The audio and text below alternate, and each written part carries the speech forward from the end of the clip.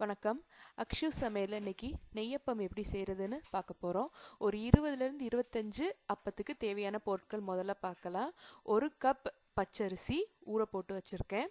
3/4 கப்லேருந்து 1 cup துருவின சர்க்கரை இனிப்புக்கு ஏற்ற மாதிரி, 1/2 கப் துருவின தேங்காய், 1/2 டீஸ்பூன் ஏலக்காய் பொடி, 1 சிட்டிகை பேக்கிங் சோடா இல்லைன்னா சோடா உப்பு, நல்லா பழுத்த பழம் தேவைப்படும்.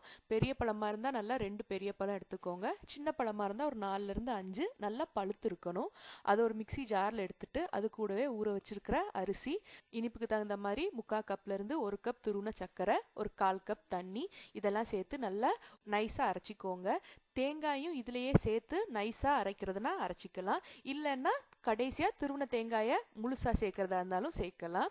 இது கூடயே நம்ம வச்சிருக்கிற ஏலக்காய் பொடியும் பேக்கிங் சோடா இல்லைன்னா சோடா உப்பையும் சேர்த்து நல்லா கலந்துக்கோங்க.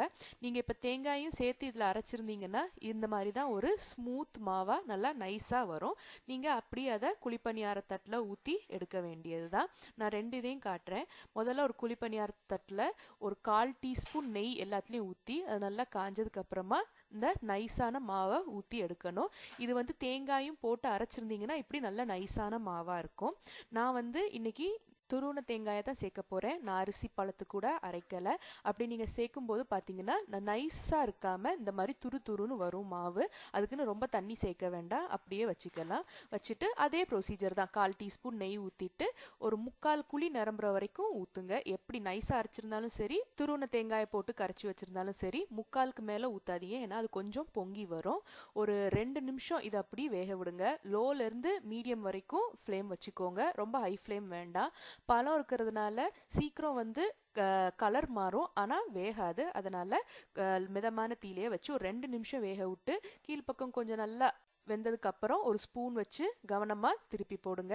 எல்லாம் திருப்பி போட்டு கூட ஒரு 2-3 நிமிஷம் வச்சு இந்த மாதிரி பெரட்டி போட்டு இருங்க. நான் ஏற்கனவே சொன்ன மாதிரி வெளியில் கலர் நல்லா வந்துடும், ஆனால் உள்ளே வேகாமல் மாவு பச்சையாக இருக்கும்.